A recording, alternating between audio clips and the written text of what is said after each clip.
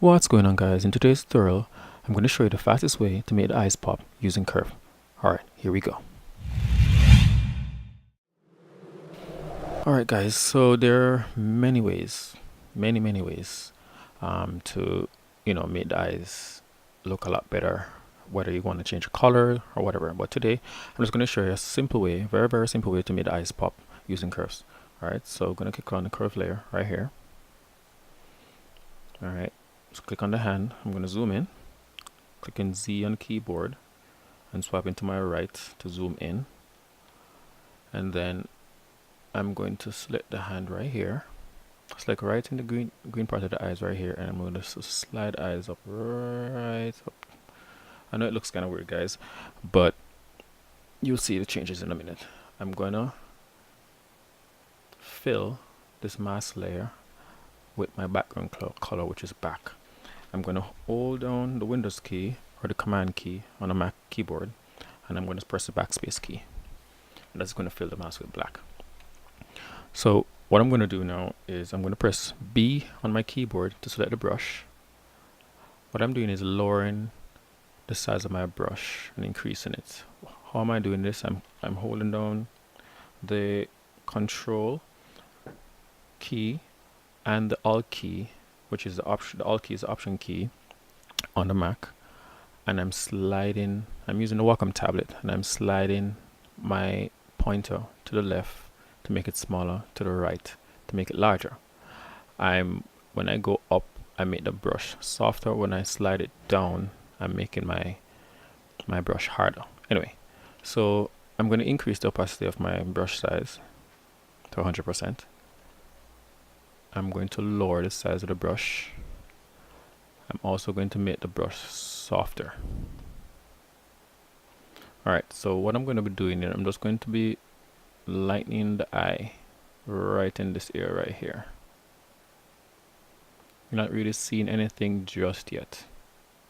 Alright, all I'm doing is enhancing the area to which the light fall. If you look in the pupils of the eyes right here, you're going to see the white. That is the source of where the light is coming from, which is from our left side. So I'm going to go to my menu right here, and I'm going to go and select color dodge. Right away you can see the drastic change that has been made. I know it looks weird, guys, but give me a moment. Okay, so what I'm going to do now, I'm going to lower the opacity of my layer. I'm going to go to Filter, Blur, Gaussian Blur, and I'm going to blur about 2.5. I'm going to press OK.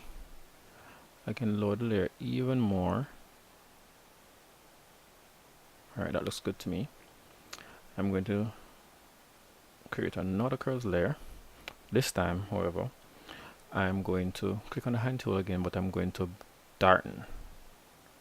Guys, I'm going down. Sorry, guys. I'm going to click and hold and drag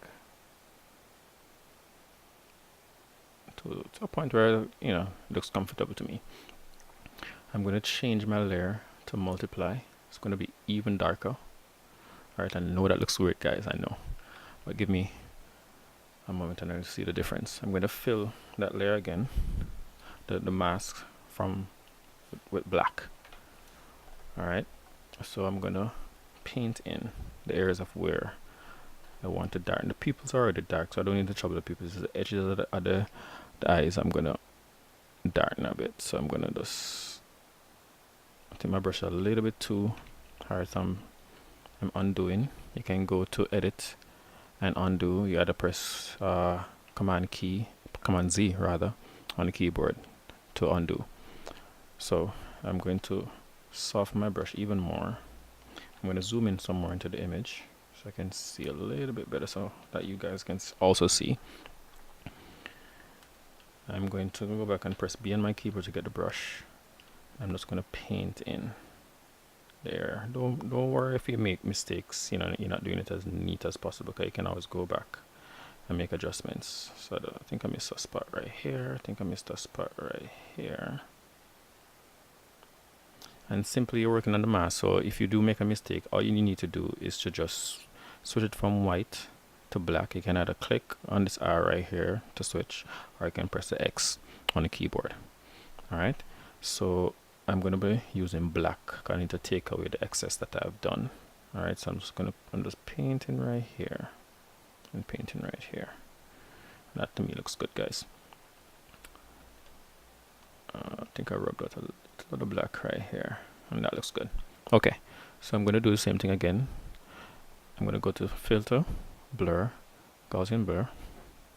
I'm just going to blur it. So I just need to, just make those lines not so sharp. Alright, good, perfect. I'm going to lower my opacity